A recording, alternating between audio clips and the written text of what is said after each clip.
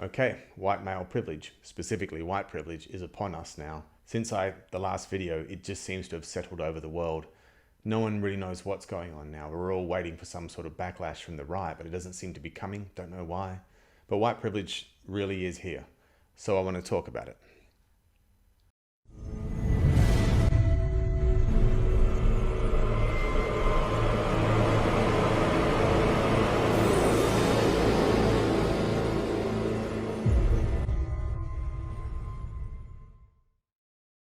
I've got a 6-part podcast on my website, charliedelto.com, if you want to know my full thoughts on this matter, but this is just meant to be a summary.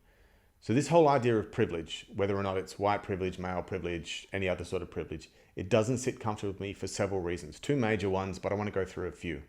Firstly, this is not scientists measuring a light beam or gamma radiation or even a bouncing tennis ball under scientific conditions, controlling all the variables.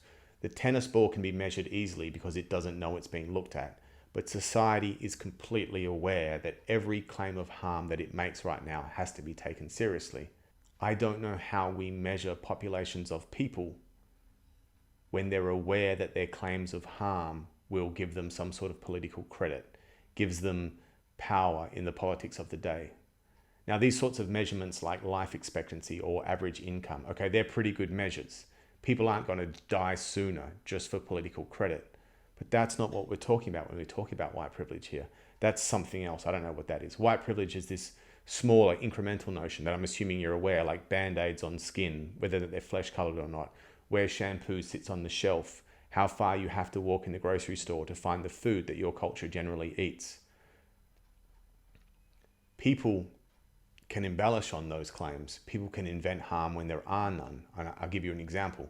I, as a man, if a woman yells at me somewhere, honestly, it's not harm. I suppose if she was really vitriolic, or if the only way for me to get out of there was to push her away somehow and now I had an assault charge against me, maybe. But the men's rights guys seem to be making this claim that if your wife yells at you, well, then you should get a divorce and get all the money and all the kids and a restraining order and all that sort of stuff. I can't help but think that that's an embellished claim in some ways to try and play the political game. And I get why they're doing it. They have seen feminists make some sort of what they believe to be an embellished claim back against them, you know, like any alcohol at all involved in sex and the guy's a rapist. Hey, maybe that's one too, who knows, but I don't want to go there. And so they're like embellishing back. I don't know how we'll ever measure this so long as the people that we're measuring are aware that their behavior is being watched and the way that they behave buys them what I'm calling political credit. Okay, the second thing that doesn't sit comfortably with me about this is that we've stopped talking about chance and we're now talking about luck or perhaps privilege. So take the example of a tossed coin. If I flip a coin and it lands heads, I'm not saying I'm lucky. I'm saying it's chance that it lands heads. But if I win $100 should it land heads, now we're not talking about chance anymore. Now toss a coin, flip, heads, it's luck. Why? Because I get some benefit from it. You require benefit from the chance for you to have luck. Now, if I roll a dice and if 1, 2, 3, 4, or 5 comes up, I win. If 6 comes up, you win. Clearly, I have privilege in the game, right? No one would dispute that.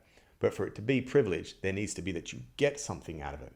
So if we go back to Peggy McIntosh's seminal article, Unpacking the Invisible Knapsack, one of, I think, the very first instance of privilege that she cites is that as a white person, and this isn't me, this is Peggy. Please don't confuse this with being me. Peggy's saying as a white person, she can arrange to be around people of her own race and that that's a privilege. What the fuck? Like, seriously, she's saying that being in a room without people of another race is the good in the world. I disagree. I'm perfectly fine with being in the room with people that aren't white. I'm white, by the way, if you can't tell.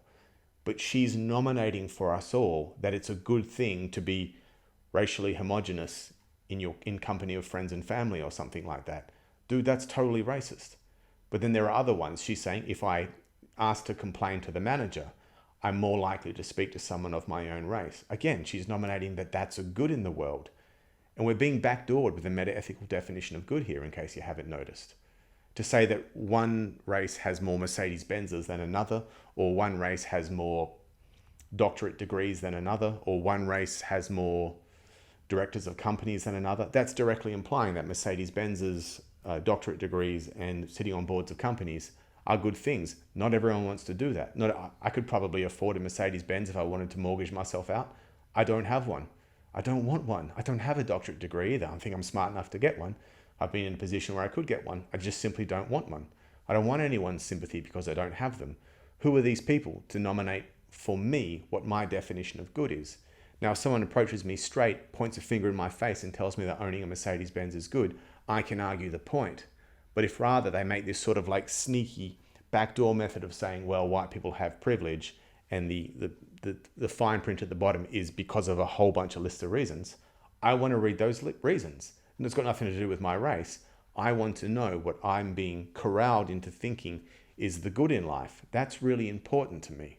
Now, clearly, living longer, if you had to put a question to someone and have the whole world agree on what the definition of good is, almost everyone would say that living longest is the best possible thing in life. Number one, women live longer than men. Number two, white people are nowhere near the top of that list. How are we getting white male privilege from that? Look, I've got more issues with white privilege and white male privilege. Check out my podcast if you want to know any more. But this isn't a settled issue. We need to prosecute this further before we can.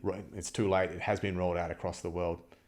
I have a feeling that this is going to go badly because we haven't had a chance to discuss it. It's been forced upon the people, and there are still issues here.